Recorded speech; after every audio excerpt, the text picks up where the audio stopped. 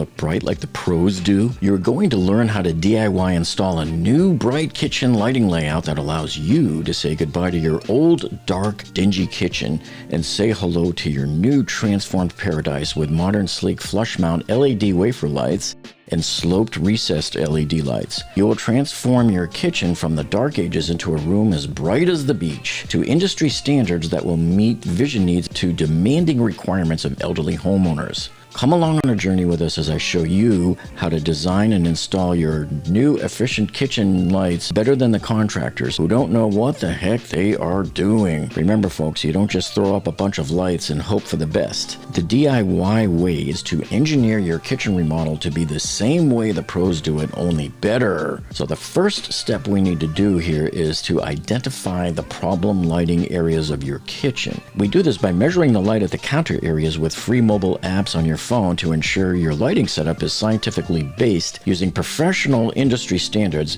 giving the proper light output onto the counters, and you can also use a light meter as well. So this right here is the kitchen of my friends Wayne and Jen. They called me in to help them out because, as you can see, the builder left them with this useless lighting setup, and this is so typical of the builders here in South Florida that they overcharge you for the houses. This was woefully inadequate lighting that was obviously installed by somebody that didn't have a clue what they were doing. This type of light fixtures may be usable in a dining room right over a table. But anyway, here's the layout of their kitchen, and this is what the builders gave them. They gave them these two little strips of 4 useless little LEDs, and they're not even directly over any of the counters or the bar or anything. They're just in the middle of the room. And so by time the light hits these counters, there's so little of it there. And in fact, it was so inadequate that, as you can see here, that even in the middle of the afternoon, this kitchen is really dark. In the article that I want you to read in the video description, here Doug Walter in his article, he shows you some things here that we found wrong also in Wayne and Jen's kitchen. Now this is interesting. It's almost exactly what he points out that he sees a lot of. He says this client's kitchen displayed 3 common mistakes, and here they are. Number 1 was the lights in the wrong location. It was just sitting there in the middle of the kitchen ceiling. And then problem number 2, the wrong type of lights. Those lights were completely useless. And then problem number 3 was not enough lights. So we are going to fix all 3 of these problems today. Here is what you want to do then. You want to take these light meter measurements before you even think about trying to decide where to put lights. You want to take them all around on these various spots all over the place and make sure you don't leave out the stove, because that's an important location in the kitchen that needs a lot of lighting as well. So we walk around the kitchen, we take these measurements with your app on the phone, and you want to set your light meter app on your phone to be measuring foot candles, because that's what all of the charts and everything go by, is by foot candles. So this is the app I'm using here in this video that you can put on your phone. This is on my Android, and you can go to the Google Play Store and get it. It's called the Lux Light Meter Pro app, and it is free. Now, if you're using Apple products like an iPhone, for example, you can go to the Apple Store and get the Lux Light Meter Pro app and download that one. And I also used my professional LED light meter to go around and measure the light output in foot candles on the counter that they are receiving from the original builder's useless light fixture. One thing you need to keep in mind here is that the Illuminations Engineering Society maintains this document here that talks about the lighting and the visual environment for seniors and low vision population. But this really applies to a lot of people too. This ANSI document is RP-28-16. You don't need to go out and buy it unless you're going to be doing more installations, but it does have a lot of great information for you. But here on table number 1, where they talk about the minimum maintained illuminance recommendations, it covers areas here like in the bathroom and the countertops, but down here, preparation counters in your kitchen area, see that? So right over here it shows 50 foot candles here. This is 500 lux or 50 foot candles. So we know that our counters need to see 50 foot candles. So as you can see, we went around here and we took our measurements, and I just fill them in here on the screen. And as you can see, many of these here are below 10 foot candles. In some cases, half of that. Look at this, 4.5 here, 3.6 1.7 back here, when really the bare bones minimum you should be shooting for is 50-foot candles. So you can see nowhere in this entire kitchen did the builder's original setup generate any type of useful light. And I want to make sure that my normal disc lights that I've used in the past, they tend to have a problem with putting down any really bright light down onto the counters for you. And so what we want to do is, we know we will need a light probably over here on the counter, and probably over here on the edge of this counter, probably over here to take care of this counter, and another one here to take care of the bar and the sink, and then of course over here, and then over the stove.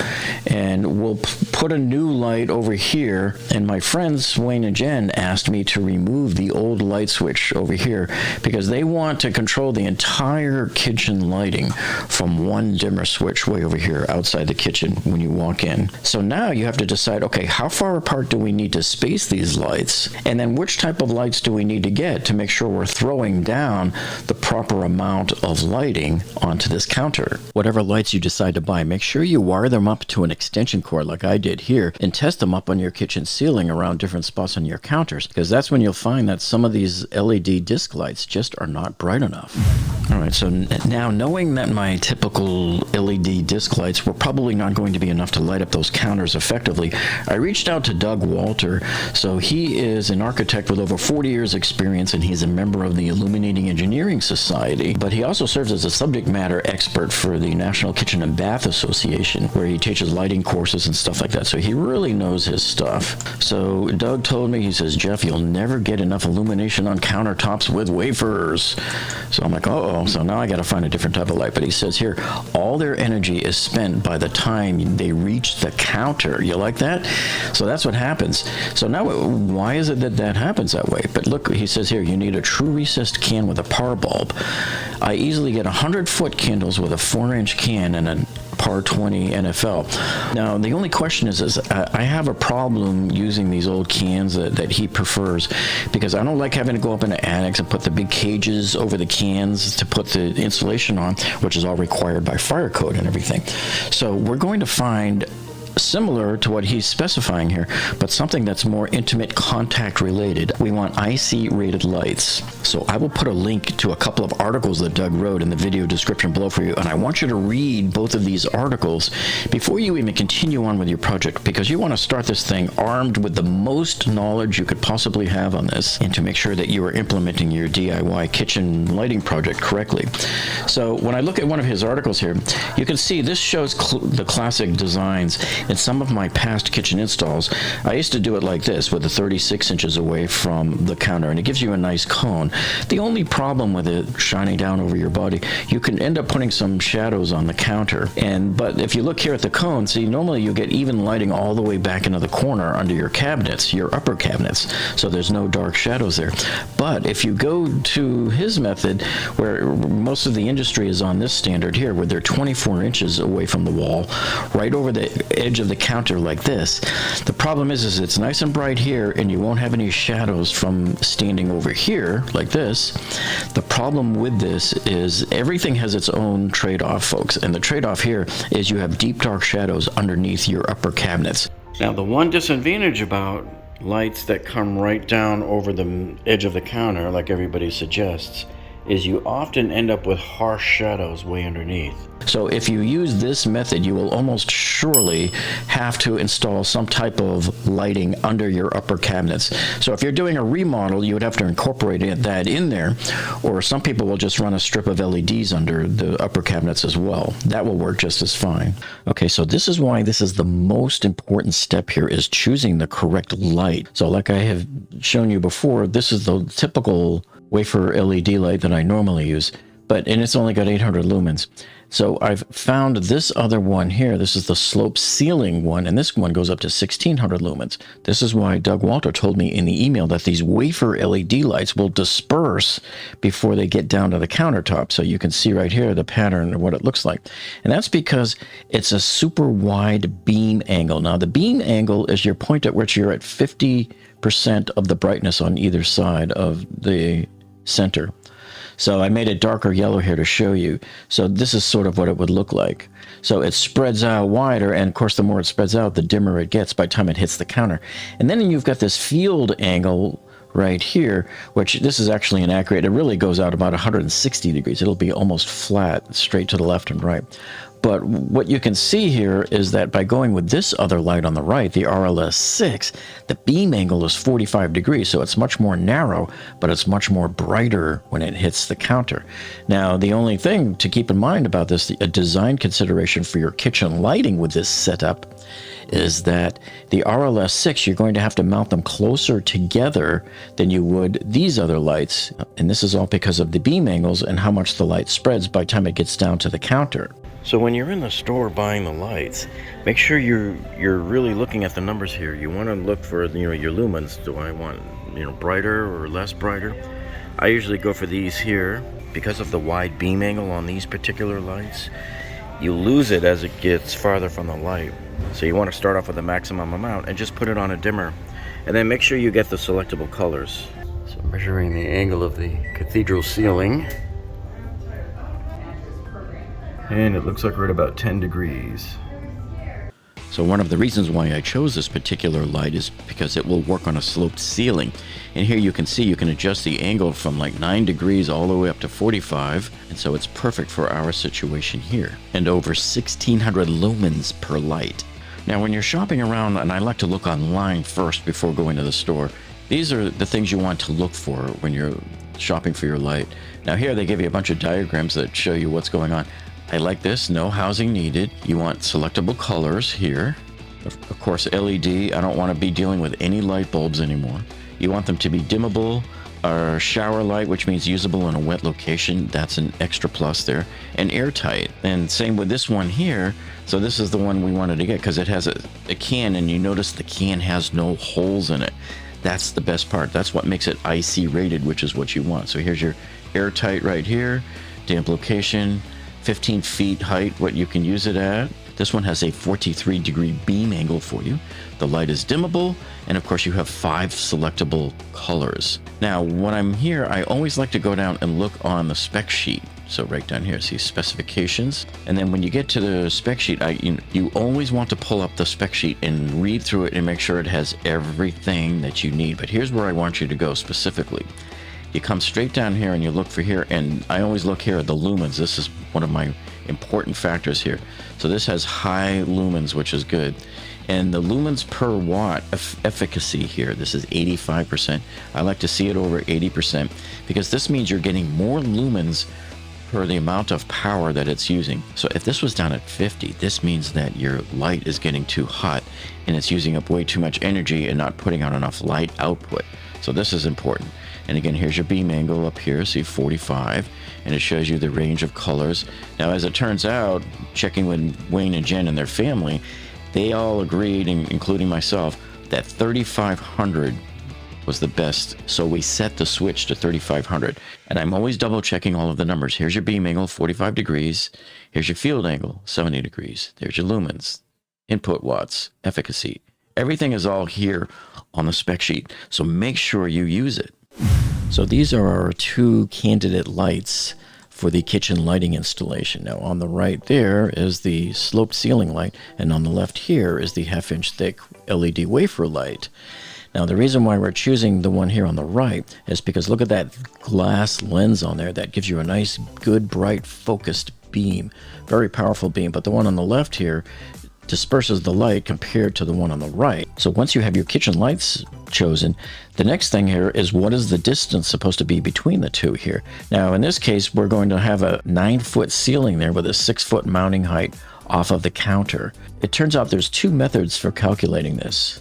So for your kitchen light spacing here, method number 1 would be the distance equals the mounting height divided by 2. That's just a common rule of thumb that they use in the industry here. So in our case, it would be 6 divided by 2, which is 3 feet apart.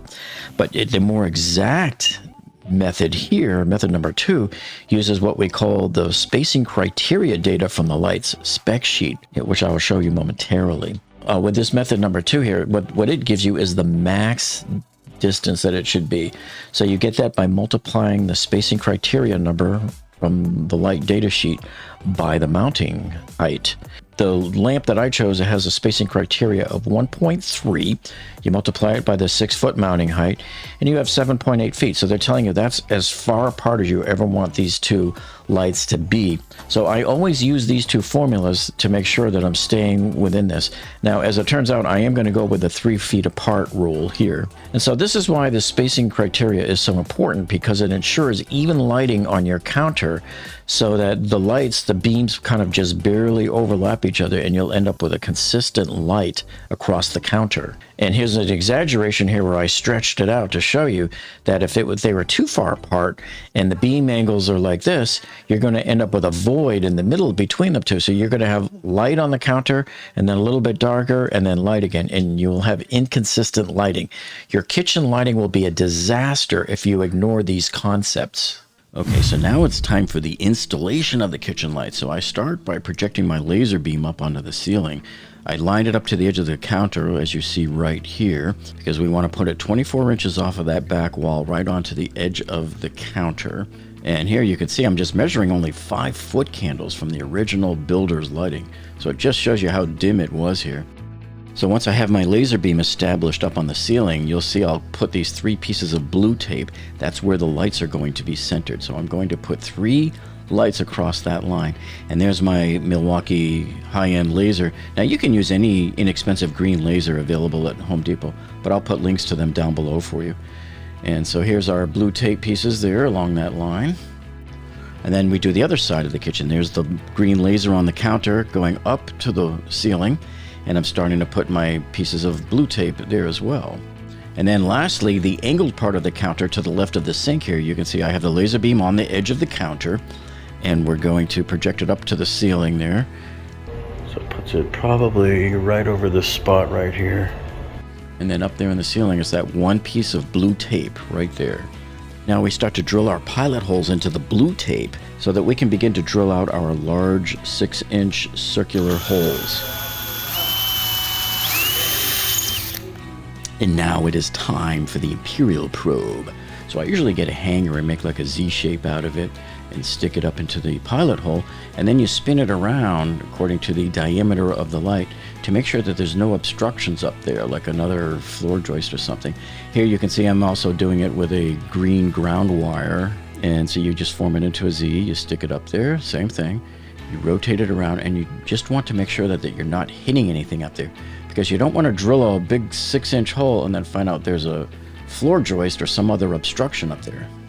Now you need to make sure you have an adjustable hole cutter, and here's one that you can see from Milwaukee, and there's another one here also from Klein, and I'll put links to these in the video description below for you. But you need these adjustable hole cutters to make those holes on the ceiling. So the way that this Milwaukee adjustable hole saw works is this attaches onto your drill, and you can see it's got a pilot bit in the middle that you just run it up into the drywall ceiling, and then you just start drilling it, and what it does is it spins this around, see, and cuts the hole for you, whatever diameter you want. So these are adjustable. And then this shield right here, you put it right up against the ceiling, and it captures all of the dust for you. Now I highly suggest you test this out on a test piece of drywall first to make sure that your hole saw is cutting the hole properly. Sometimes they cut a little big, and if they cut too big, man, you're gonna be in trouble. So then I take the light and I test fit it and just see. Because who knows, I might have to adjust it and make it a little smaller. I don't know. But we'll plug it on here because that's how it's going to connect up on the ceiling. And so far it looks like it made it in there. And when you flip it over and look at it on the back, that's how it's supposed to look when it gets up into the ceiling, you see. It does look a little bit loose. I could probably have made this a little bit smaller. So I actually had the hole saw right now set for 5 3/4 inches.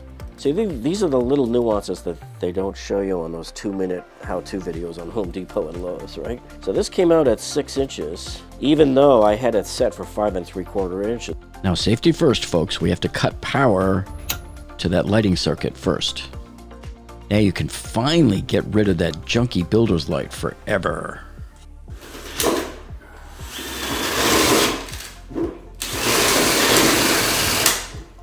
A nice, perfect, round cutout hole in the ceiling for your kitchen light.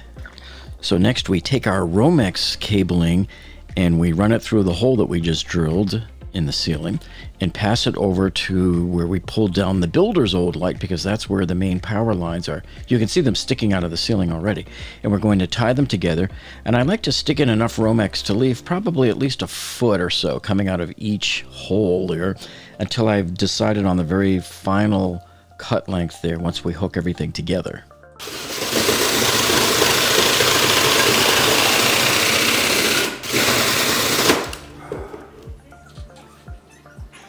Next, I'm installing the first of the sloped ceiling mounted recessed lights. So this is those real bright ones that does 1600 lumens. And we're just going to clip it onto the drywall ceiling there. The clips just go right up inside there and snap along on the top side to hold it into place.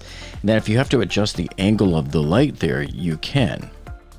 Now here you can see I had to tape some of the Romex electrical cable to this long PVC pipe in order to feed it through that hole up there in the center to get it to the other end of the kitchen, because the electrical fish that I normally use is just not rigid enough. Now for wiring up your kitchen lights for your installation, first you set the switch that you see right there for your color temperature. Then I like to wire them when they're hanging down from the ceiling and then stick the can up into the opening. Then whenever possible, you always want to try to secure your can to either a wooden roof rafter or a floor joist. And there is the switch to change colors. Now attaching these like this might be building code in your area, but you always want to incorporate this anyway. So now we have the first two lights connected up, and we want to turn them on now and see how bright they are.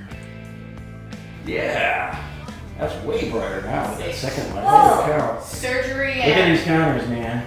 Wow, this is so weird. Oh my gosh. Whoa, I can actually see.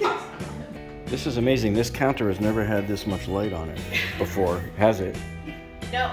And you'd better be prepared to wrap everything in that kitchen, folks, because man, is this a messy job. This is a messy business. And we are off to the races, folks, because we are taking care of business here. And we're just continuing on down the line, and we're going to start wiring up more of the lights, pre-wiring, and then we're going to be drilling more holes and adding more of the lights to the ceiling there.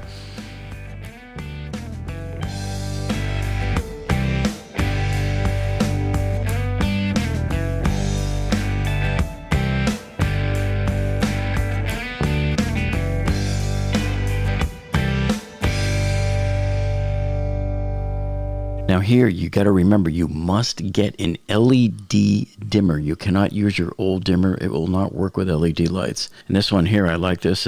There it is dimming, and it's got a slider there. It's a touch-sensitive slide on there. So the family really liked that you could control the brightness and the dimness of these lights just by sliding your finger up the switch. I will, of course, put a link to it in the description for you below.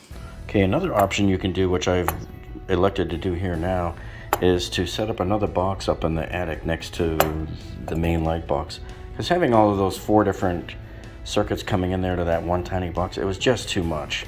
I'm going to collect 3 into this box and send 1 out. That way we're only going to have 2 lines coming into that other light box.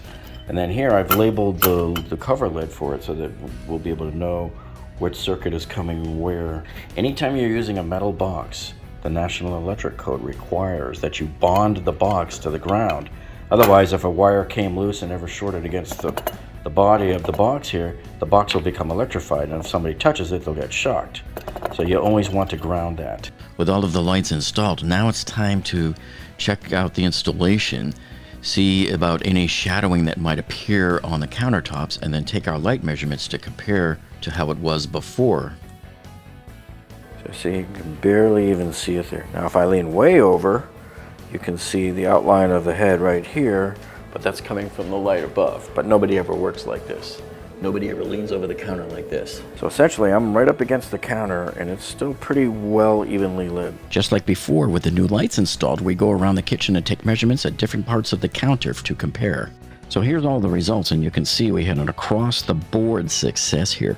Now, the red circles were before, and the green circles are after. So you can see, like over here on the prep counter, we went from 4.5 foot candles up to 73.8. And look at this. Over here, we went up to 99. And this was a little further away on this counter, so that's why it was only as high as 51. And they'll decide later on if they want to add another light over this spot, because we only put 2 lights right here, as you can see. But over here on the sink side, look at this. We have some areas are over 100, and right at the sink itself, it's at 118. In the middle of the bar, 106. And over here on the other counter next to the sink, we have 115, and we have 87.9 at the oven. So this entire kitchen right now is just basically lit up like the beach. Now here's the dining room on the left that I did previously, and then here's the kitchen on the right with the living room lights that I did previously. Okay, this is the most important part of the counter for the entire kitchen. This is where most of the food is prepped. And so we're measuring about 97 foot candles right there. So a marked improvement over what we had before. You could barely see on this counter before it was so dark. Back part of the upper counter, we're at almost about 50 foot candles.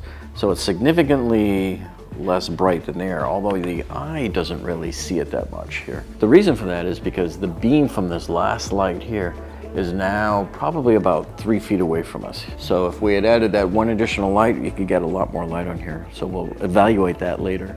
Back here on the bar behind the sink, we're somewhere around 107 foot candles. So it is just lit up nice and bright right in this big utility work area right here, especially at the sink, where we're constantly measuring about 118.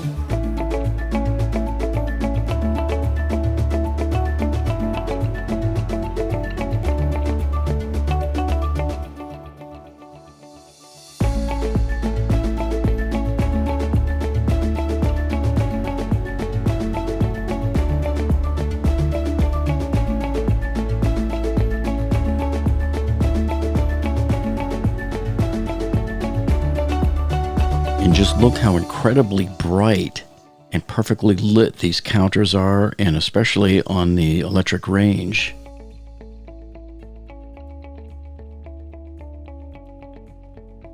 Look at this, even the dog approves of this one here. Look how bright it is on the counter. It peaked at 117 foot candles.